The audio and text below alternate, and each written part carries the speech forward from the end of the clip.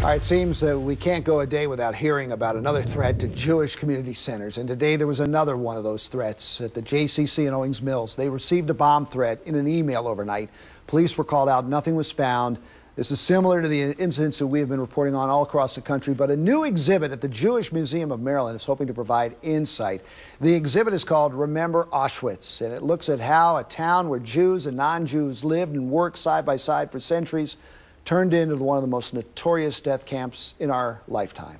The new exhibit hopes to use the past to better address what is going on today. And joining me right now to help put this exhibit in focus, the executive director of the Jewish Museum of Maryland, Marvin Pinkert. And before we get started, this museum has been around forever, right? Around 30 years. Yeah, but it's right. The synagogue that's a part of it on Lloyd has been there since 1845. It's the third oldest synagogue in the United States. Right around the corner from Atman's Deli.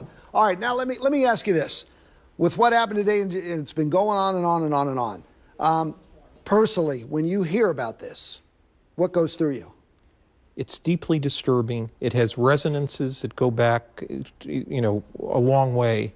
And you wonder how, having just put on this exhibit where you see a town where Jews and Christians lived in peace, and over time, over a relatively short period of time, that no longer became the case, you get very concerned about being dehumanized by incidents like this. Anti-Semitism has been around forever. Yes. And it just doesn't make the front page. I mean, you've seen it every single day, haven't you? Right.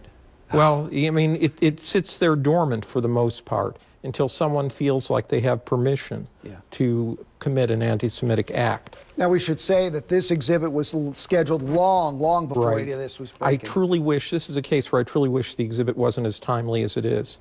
Why is that? Because if we wish that we weren't in a time where right? Yeah, right, that we don't need, we should never forget the past, especially this past. And I think that, as the number of survivors dwindle, it becomes more and more important to educate people about what actually happened. Both the fact that it wasn't inevitable. You look at the town of Auschwitz, the Polish town, where Jews and Christians lived side by side, and life was good for many of the residents there.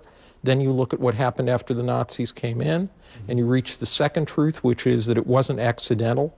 The second part of the exhibit are the architectural plans for the camps that are done in this incredible detail, as though you were building a stadium, and done with pride by the draftsmen who were trying to please their bosses.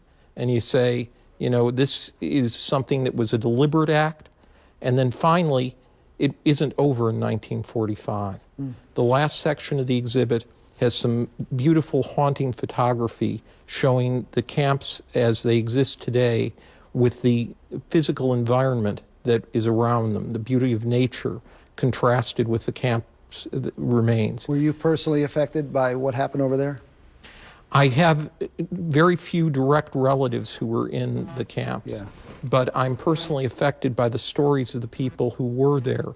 And in fact, I assisted in the process of the Maryland portion of the exhibit, which consists of 91 collages made by survivor families. And hearing their stories really deeply moved me. We are deeply moved. Marvin will go see it. Thank you, sir, for coming in here. All right. Again, that is just, it's history. It's history we have to look at. Thank you, Marvin, for coming. Thank you so much for having me.